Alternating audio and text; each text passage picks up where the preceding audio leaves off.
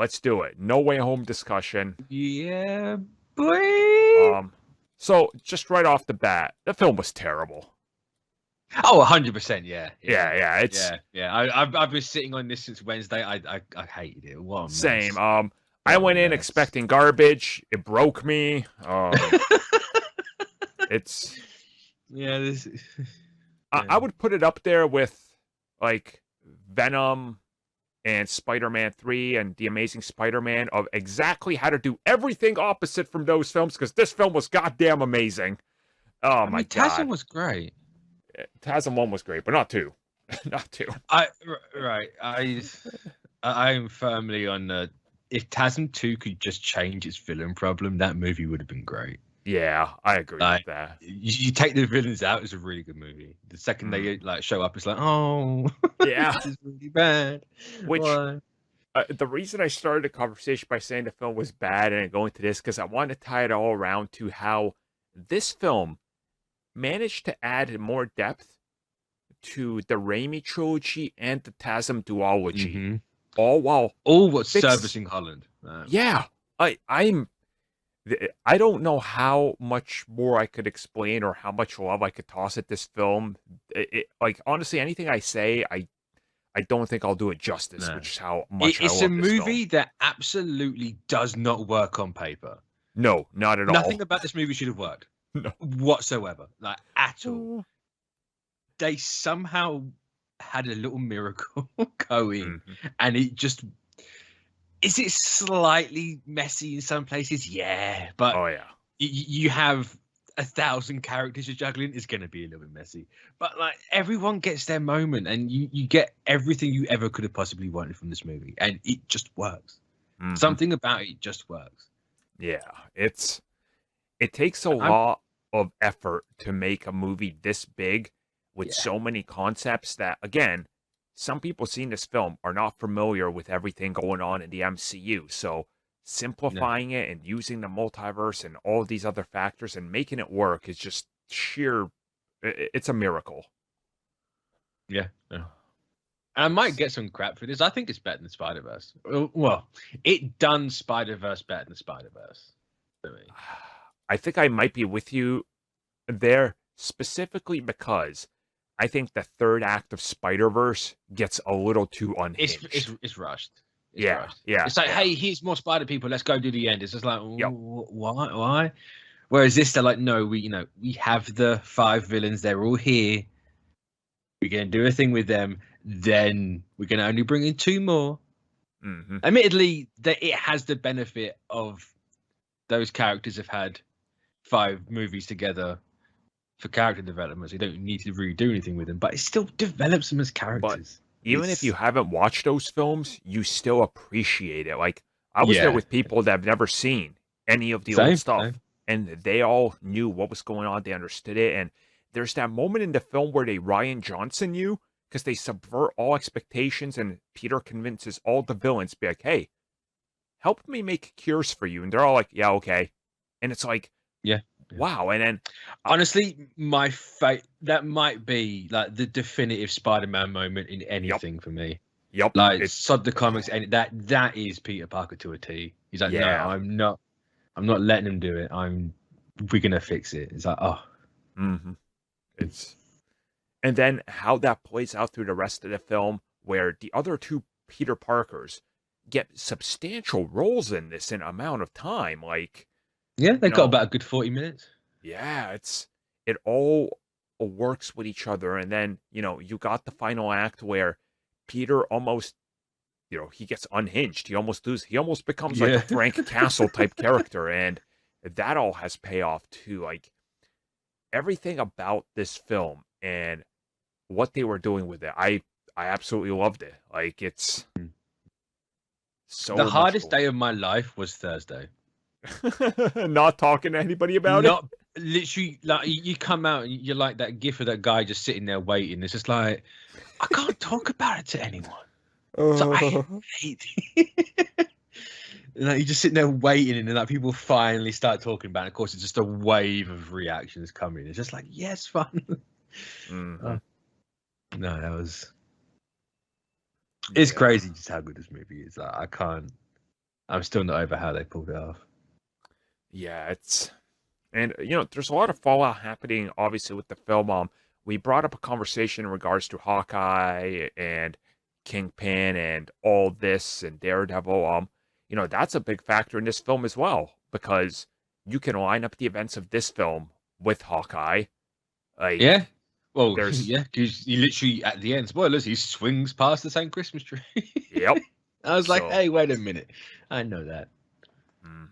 Which also in turn makes you kind of know about his identity, because like, hey, why doesn't Clint reference Spider-Man or Peter Parker? Actually, this film explains that to you in spades. They're like, this is why. Oh, okay. So now that makes sense.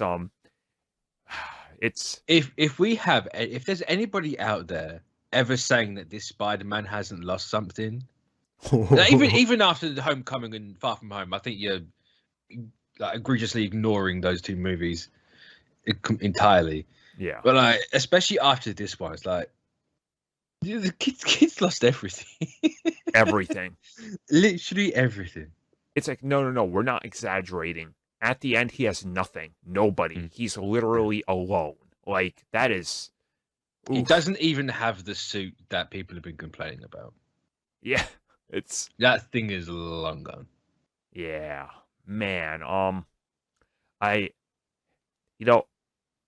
after I got out of the film, I was really thinking about it. I'm like, I think this is my favorite Spider-Man film. I really do think it is. It's a celebration of Spider-Man. Yeah, my initial reaction was I think I like Homecoming better.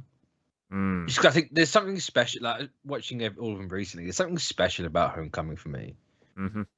Like, it's just so tight as a movie, and it's like it is Peter Parker Spider-Man. But then it's just sitting on this for a couple of days, and you're like, I've been struggling more and more to find a reason why it wouldn't be the best. Yeah. I mean, maybe you can have a type of scenario where you're like, it's the best, but it's not my personal favorite, which I fall into that a lot, right? Like, yeah, my MCU list, I'm like, well, my favorite's the first Avenger, but it's clearly not the best. So I like films more than I think are better. But again, personal favorite and then the best, completely different topics. So I could see how somebody could argue for both, and especially in this film when like you have those moments where, like, I mean, this film goes out of its way to fix the Amazing Spider-Man, for the love of God. Like, they really do. That's the scene where they're on the not Eiffel Tower, what an idiot, the Statue of Liberty. And it's like, oh no, rewind it back a minute. You are not lame. You're amazing. It's just like, oh, yeah. It's like, thank you. I don't think I've laughed harder at a scene in a Spider-Man film than Andrew Garfield hoisting up Tobey Maguire to crack his back, and looking like he's just like I was done. My theater just imploded in laughter. Like, that is peak Andrew Garfield Spider-Man if I've ever seen it. It's perfect. It's or him just like brushing away the cobweb at Ned's house. It's just like, oh. It's like the first time watching it, you're sitting there, you're going like, all right, spoilers, we literally just lost Aunt May.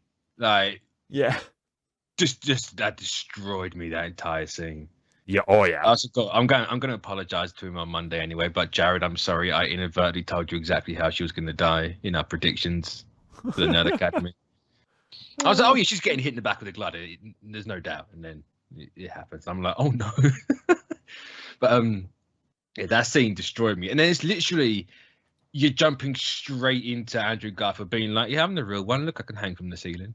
It's just like, and then the back of an old man's knee walks through a portal claiming to be Tobey Maguire, and I'm just like, who is this guy? I just watched Spider-Man 1, 2, and 3, and you're not Tobey Maguire. He's so old. Yeah. He looks like, older than Alfred Molina. Yeah, dude. And like, not only that, he looked like he was doing the Harrison Ford, how old do we do it if this is my goddamn last one? Like, that's what he looked like, And, credit to him. credit to Marvel Studios for being able to bring back both of these dudes who have absolute animosity with Sony. I mean, credit to bringing back all of them. Yeah, that's true. Like, imagine if you had to replace one actor in this movie. Like, yeah, it wouldn't have worked. No, not at all. A lot of it works because it's them.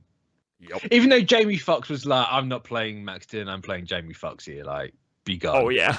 It's just like, I'll let you off Jamie Foxx because you're Jamie Foxx. Oh. Yeah, it's so... Like, credit for them to getting everyone back. It's... Mm-hmm.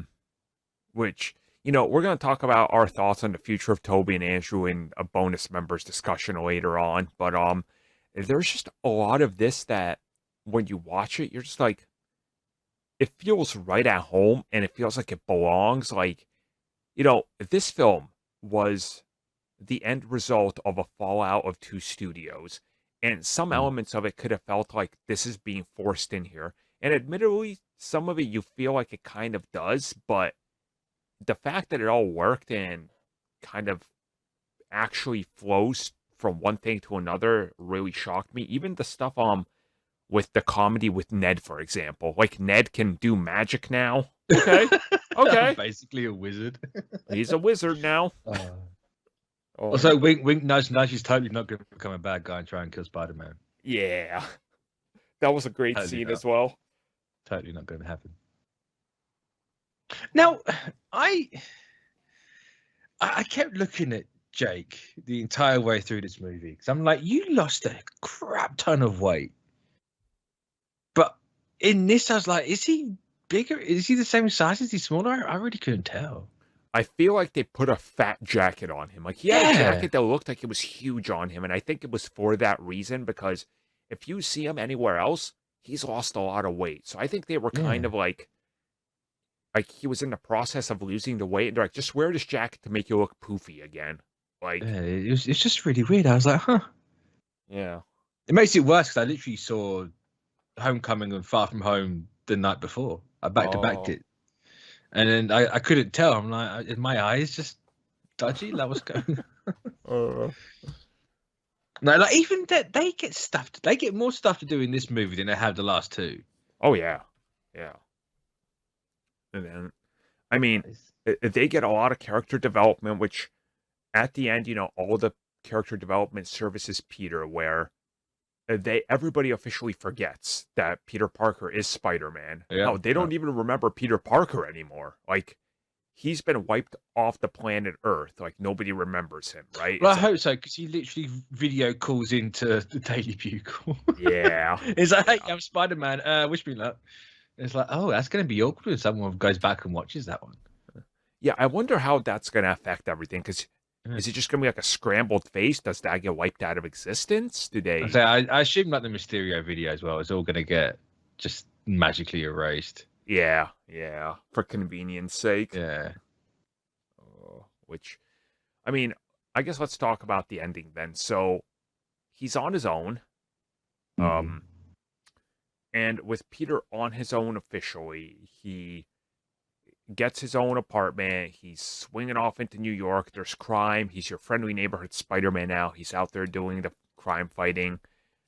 This is the big one, right? Like, because it leaves them open to more MCU entries, but it also kind of closes the door that if he doesn't show up again, you could be like, oh yeah, nobody knows who he is. Why would he show up again? Like, it works both ways to me.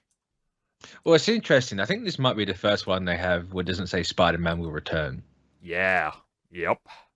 I'm not sure if Homecoming and Far From Home did it, but it had Doctor Strange will return, which, dear God, I need to talk about that teaser.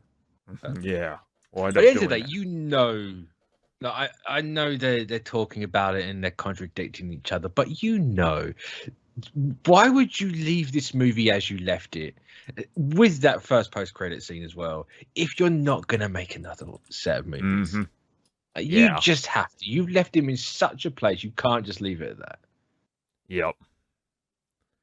Yeah, it's... Like, it would feel dirty if they didn't do another 3.